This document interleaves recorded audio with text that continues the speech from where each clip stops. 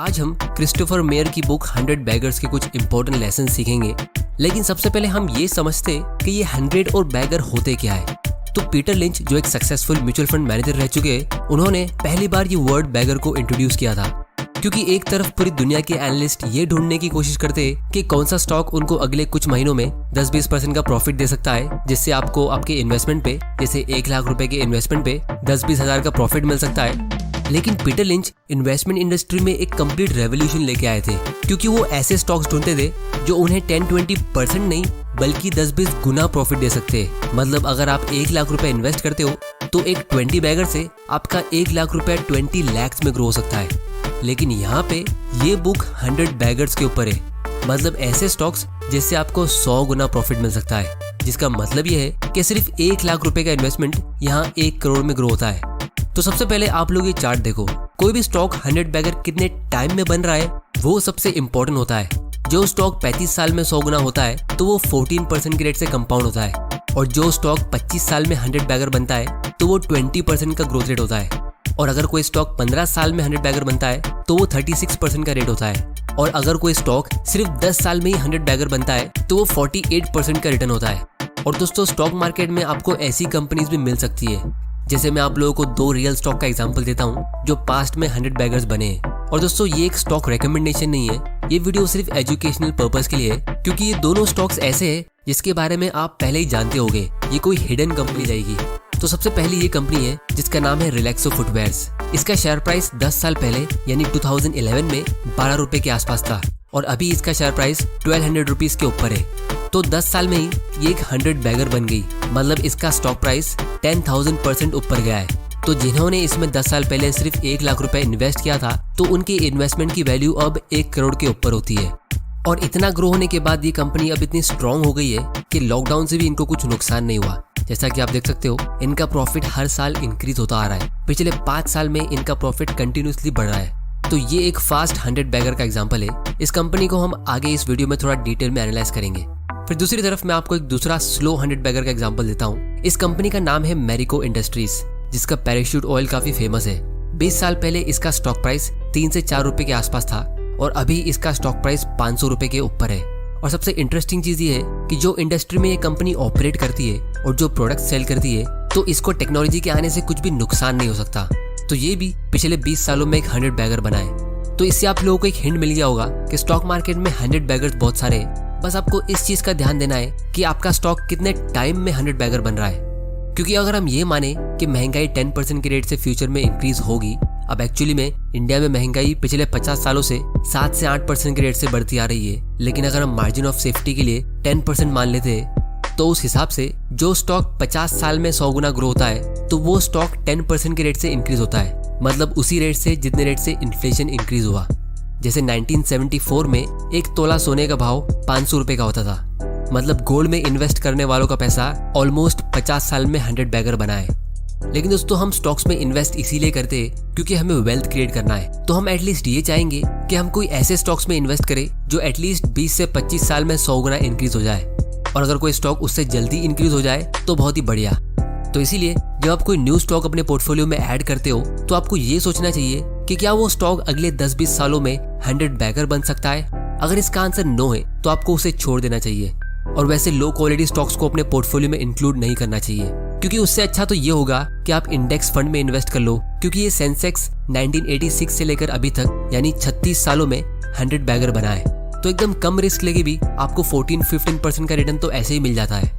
तो अब मैं आप लोगों के साथ इस बुक के 3 इंपॉर्टेंट लेसन शेयर करता हूँ, क्योंकि इस बुक को लिखने के लिए ऑथर ने 1962 से लेकर 2014 तक के सारे 100 बैगर्स को स्टडी किया था, और उनमें कुछ कॉमन चीजें नोटिस की थी जो उन्होंने हमारे साथ शेयर की है, जो आज मैं आप लोगों को इस वीडियो में बताने वाला हूँ। तो सबसे पहला लेसन ये है कि आपको ऐसी कंपनी को ढूंढना है जिसके मैनेजमेंट के पास 3 चीजें हो। सबसे पहली तो ये कि स्किन इन द गेम, मतलब जिनके पास एक्सपर्टीज हो उस एरिया में बिजनेस करने की। फिर उनकी मेजॉरिटी नेटवर्थ उसी कंपनी में इन्वेस्टेड होनी चाहिए, क्योंकि ज्यादातर 100 बैगर्स स्मॉल कैप और मिड कैप स्टॉक्स होते हैं, मतलब छोटी कंपनीज जिनमें फ्रॉड्स इजीली हो सकते हैं। और दोस्तों, यहाँ पे हम लॉन्ग टर्म इन्वेस्टिंग की बात कर रहे हैं, तो फ्यूचर में कंपनी को सर्वाइव भी करना चाहिए। अगर वो कंपनी का मैनेजमेंट उस कंपनी में जेन्युइनली फोकस कर रहा है और उसे ग्रो करना चाहता है, और वो कॉन्फिडेंट है कि ये कंपनी फ्यूचर में अच्छी रेट से ग्रो होगी, तो वो अपनी वेल्थ कहीं और इन्वेस्ट करेंगे क्यों। और फिर उस मैनेजमेंट का इंसेंटिव भी शेयर होल्डर्स के साथ अलाइन रहना चाहिए। मतलब ऐसा नहीं होना चाहिए कि कंपनी का मैनेजमेंट कॉम्पिटिटर्स के मुकाबले बहुत ज्यादा सैलरी ले रहा है और कंपनी के एक्सपेंस पे लग्जरियस लाइफ जी रहा है और कंपनी के शेयर होल्डर्स के बारे में जरा भी नहीं सोच रहा है।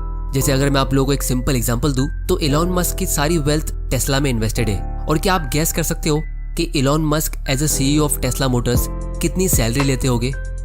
दोस्तों, उनकी सैलरी है 0। उनका पूरा कॉम्पेंसेशन कंपनी के बोर्ड ऑफ डायरेक्टर्स ने टेस्ला के शेयर प्राइस के साथ अटैच कर दिया है। अब अगर ये चीज कोई छोटी मोटी कंपनी के सीईओ के साथ होती तो हो सकता है कि वो सीईओ शायद कोई इलीगल तरीके से शेयर प्राइस को मैनिपुलेट कर ले, क्योंकि छोटी मोटी कंपनीज का शेयर प्राइस इजीली मैनिपुलेट हो सकता है, लेकिन इतनी बड़ी कंपनी का शेयर प्राइस इतनी आसानी से मैनिपुलेट होगा नहीं, क्योंकि पूरी दुनिया के एनालिस्ट इसको अच्छे से ट्रैक कर रहे हैं। और इलॉन मस्क खुद एक जेन्युइन पर्सन है, तो इसीलिए वो हमेशा अपनी कंपनी की एक्चुअल ग्रोथ पे फोकस्ड रहते हैं, जिससे उनकी कंपनी का शेयर प्राइस बढ़ता रहता है। क्योंकि अगर वो कोई फ्रॉड करेंगे तो सबसे ज्यादा नुकसान किसका होगा? उनका खुद का ही होगा। या फिर दूसरे एग्जाम्पल के लिए वॉरेन बफे की सारी वेल्थ बर्कशायर हैथवे में इन्वेस्टेड है और वो काफी सदियों से सिर्फ $1 लाख पर ईयर की सैलरी लेते आ रहे हैं। उन्होंने कभी अपनी सैलरी को इंक्रीज किया ही नहीं है, क्योंकि उन्होंने अपना लाइफस्टाइल अपग्रेड नहीं किया है और वो अपने काम को एंजॉय करते हैं। तो ये लोग अपनी कंपनी में कोई भी ऐसे शॉर्ट टर्म फैसले नहीं लेंगे जिससे इनकी कंपनी को बहुत ज्यादा नुकसान हो सकता है। ये लोग हमेशा कंपनी के लॉन्ग टर्म ग्रोथ के लिए फोकस्ड रहते हैं, जो हम छोटे इन्वेस्टर्स के लिए एकदम परफेक्ट होता है। जैसे अगर मैं इंडियन कंपनीज की बात करूं तो यही मैरिको इंडस्ट्रीज का प्रोमोटर होल्डिंग 59% है और ये काफी सालों से 59% ही है।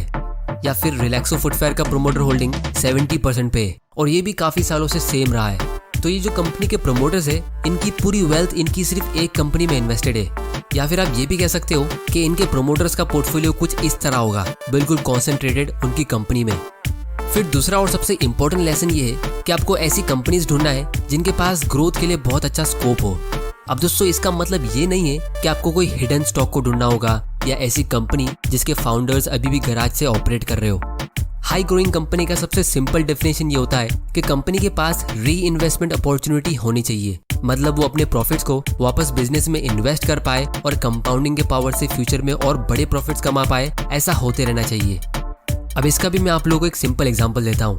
वॉरेन बफे की कंपनी बर्कशायर हैथवे अभी तक 18,000 बैगर बन चुकी है, मतलब 18 लाख% इंक्रीज हो चुकी है। तो ये कंपनी की इस अमेजिंग ग्रोथ का सीक्रेट ये है कि वॉरेन बफे को जब भी एक्स्ट्रा कैश मिलता है तो वो उसे कोई हाई ग्रोथ बिजनेस में री इन्वेस्ट करते हैं। फिर जब उनके इन्वेस्टमेंट से उनको डिविडेंड्स मिलता है और उनकी बहुत सारी इंश्योरेंस कंपनी से लोगों के इंश्योरेंस प्रीमियम मिलते हैं, तो वॉरेन बफे उन सब कैश को जमा करते हैं और फिर उसे और अच्छी कंपनीज में इन्वेस्ट करते हैं। तो उनके पास ये री इन्वेस्टमेंट अपॉर्चुनिटी हमेशा होगी, जिसकी वजह से वॉरेन बफे की कंपनी कंपाउंडिंग के पावर से कंटिन्यूसली ग्रो होती आ रही है। वरना ज्यादातर बड़ी कंपनीज के पास ग्रोथ का स्कोप होता नहीं है, तो वो अननेसेसरी डाइवर्सिफिकेशन में लग जाती है और ऐसे सेक्टर्स में एंटर कर लेती है जिनके बारे में उनके पास एक्सपर्टीज होता नहीं है। जैसे अनिल अंबानी ने आज से 10 साल पहले इतने सारे सेक्टर्स में इन्वेस्ट किया था कि वो उनको सही तरीके से मैनेज कर ही नहीं पाए थे।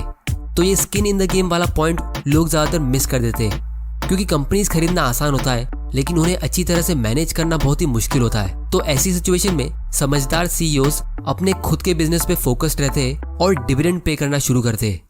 अब ये एक अच्छी भी बात होती है और बुरी भी बात होती है।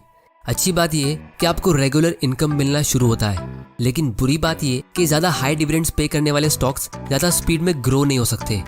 तो अच्छी कंपनीज हमेशा एक बैलेंस बनाती है। वो अपने हर साल की इनकम का एक हिस्सा री इन्वेस्ट करती है और बाकी का हिस्सा डिविडेंड्स के थ्रू पे करती है। तो अच्छी कंपनीज में आपको हमेशा एक stable dividend pay out ratio दिखेगा। जैसे ये कंपनी का डिविडेंड पे आउट रेशियो 30% के आसपास का है। अब दोस्तों, अब हम इस बुक के सबसे इंपॉर्टेंट लेसन की तरफ आते हैं। वो ये कि तीसरी कॉमन चीज सारे 100 बैगर स्टॉक्स में ये होती है कि उनके सेल्स और अर्निंग्स ग्रोथ के साथ, यानी इंट्रिंसिक ग्रोथ के साथ, उनका पी रेशियो भी ग्रो होता रहना चाहिए। जिसका मतलब ये है कि आपको हाई ग्रोथ स्टॉक्स को एकदम अच्छे वैल्यूएशन पे, जैसे एकदम कम पी रेशियो पे खरीदना होगा। तो जब मार्केट उस कंपनी की क्वालिटी को रिकॉग्नाइज करेगा तो ज्यादा लोग उसमें इन्वेस्ट करेंगे, जिससे आपको डबल प्रॉफिट मिलेगा। क्योंकि मल्टी बैगर रिटर्न्स कमाने के लिए 2 ग्रोथ के इंजन्स आपके लिए एक साथ काम करने चाहिए, आपके खिलाफ नहीं। अब दोस्तों, अगर आपको ये चीज नहीं समझ आई तो इसका भी मैं आप लोगों को एक सिंपल एग्जांपल देता हूँ। जैसे मान लो कोई कंपनी की अर्निंग्स 10 साल में 5 गुना इंक्रीज होती है और उसका पी रेशियो फिलहाल 20 का है। अब जिनको ये पी रेशियो क्या होता है वो नहीं पता, तो इसका सिंपल एक्सप्लेनेशन ये है कि फिलहाल लोग उस कंपनी के 1 रुपए के प्रॉफिट के बदले कितने रुपए एडवांस में पे करने के लिए रेडी है।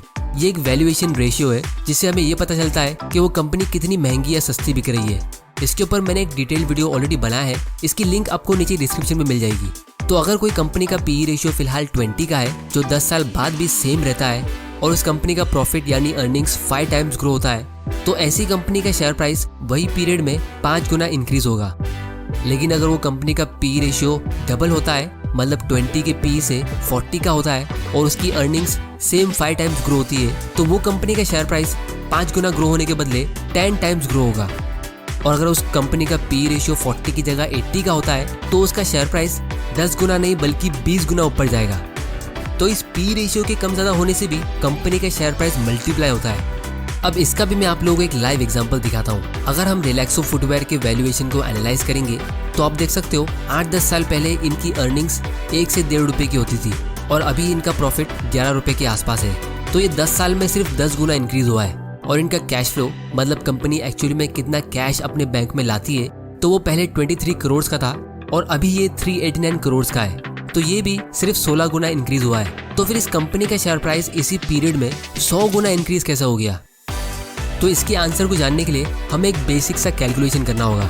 2012 में इस कंपनी का शेयर प्राइस 15 से 20 रुपए के आसपास था और इनकी अर्निंग्स 1.66 रुपीस की थी। तो इस हिसाब से उस टाइम पे ये कंपनी का प्राइस टू अर्निंग्स रेशियो सिर्फ 10 का होता था और अभी इसका शेयर प्राइस 1200 के ऊपर है और इनकी अर्निंग्स 12 रुपीस की है। तो इनका पी रेशियो अब 100 का हो गया है, जैसा हम यहाँ पे सामने ही देख सकते हैं। तो बेसिकली ये कंपनी की अर्निंग्स 10 टाइम्स ग्रो हुई और इनका पी रेशियो भी 10 टाइम्स ग्रो हुआ। तो 10 into 10 इस तरह ये एक 100 बैगर बना। तो अगर आप कोई ऐसी कंपनी में आज इन्वेस्ट करते हो और काफ़ी श्योर हो कि ये आने वाले 10 साल में अपनी अर्निंग्स को सेम 10 टाइम्स ग्रो करेगी, तो आप अगले 10 साल में इससे 100 बैगर रिटर्न एक्सपेक्ट नहीं कर सकते। क्योंकि अगर कोई कंपनी को आप एकदम एक्सपेंसिव वैल्यूएशन पे खरीदते हो और उसका पी रेशियो कम होता है, जैसे मान लो आप एक कंपनी में इन्वेस्ट करते हो जिसका पी रेशियो फिलहाल 200 का है और वो 200 से 100 का होता है और उसकी अर्निंग्स 5 साल में डबल होती है, तो वो कंपनी की अर्निंग्स को ग्रो होने के बाद भी उसका स्टॉक प्राइस फ्लैट रह सकता है और आपका रिटर्न 0% रहेगा। क्योंकि दूसरा इंजन यानी पी रेशियो आपके खिलाफ काम कर रहा है। तो बेसिकली ये दूसरा इंजन आपके खिलाफ काम नहीं करना चाहिए। जैसे IRCTC का पी रेशियो फिलहाल 360 का है, तो आपको बहुत ज़्यादा श्योर होना पड़ेगा कि ये कंपनी आने वाले सालों में भी इतनी पॉपुलर रहेगी और इतने महंगे वैल्यूएशन पे सेल होगी। अगर ऐसा नहीं होता है और आप इसमें शॉर्ट टर्म के लिए इन्वेस्ट करते हो तो आपका लॉस भी हो सकता है, क्योंकि इसका वैल्यूएशन पहले ही बहुत ज़्यादा स्ट्रेच हो चुका है। तो इसीलिए अगर आपको स्टॉक मार्केट से 100 बैगर रिटर्न्स कमाने हैं तो ये काम थोड़ा डिफिकल्ट हो सकता है, क्योंकि जो कंपनी अच्छे रेट से ग्रो हो सकती है तो वो ज़्यादातर आपको एक्सपेंसिव वैल्यूएशन पे ही मिलेगी। तो इसका सिंपल सोल्यूशन ये है कि आपको कोई अनपॉपुलर स्टॉक्स पर नज़र डालनी होगी।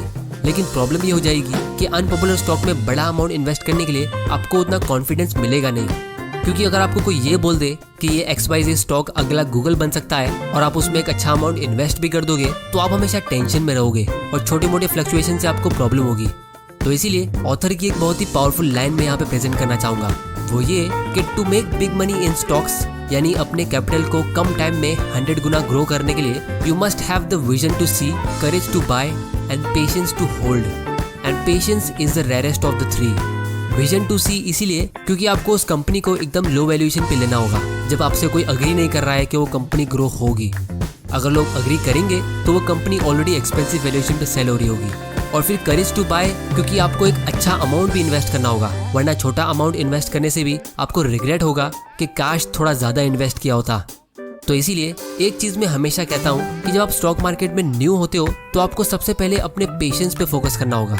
मतलब राहुल द्रविड़ की सबसे इंपॉर्टेंट क्वालिटी अपने अंदर लानी होगी, क्योंकि वही सबसे डिफिकल्ट होता है और ज़्यादातर लोग उसी में फेल होते हैं। जब आपके अंदर पेशेंस आ जाएगा तो उसके बाद आपको अपनी नॉलेज पे फोकस करना होगा, तब जाके लास्ट में आपके स्टॉक्स MS धोनी की तरह अच्छे रेट से आपको अच्छा रिटर्न देंगे। तो इसीलिए विजन, करेज और पेशेंस ये तीनों ही बहुत ही डिफिकल्ट स्किल्स होते हैं। पेशेंस को आप अभी से प्रैक्टिस कर सकते हो, विजन और करेज आपके पास अपने आप आएगा जब आपकी नॉलेज इंप्रूव होगी। उम्मीद करता हूँ कि आपको इस वीडियो से कुछ ना कुछ सीखने जरूर मिला होगा। तो इस वीडियो को अपने फ्रेंड्स और फैमिली के साथ शेयर करो और उनको भी एजुकेट पसंद आया तो इसे लाइक करो, नहीं पसंद आया तो डिसलाइक करो। आपका वैल्यूएबल टाइम देने के लिए thank you and good bye.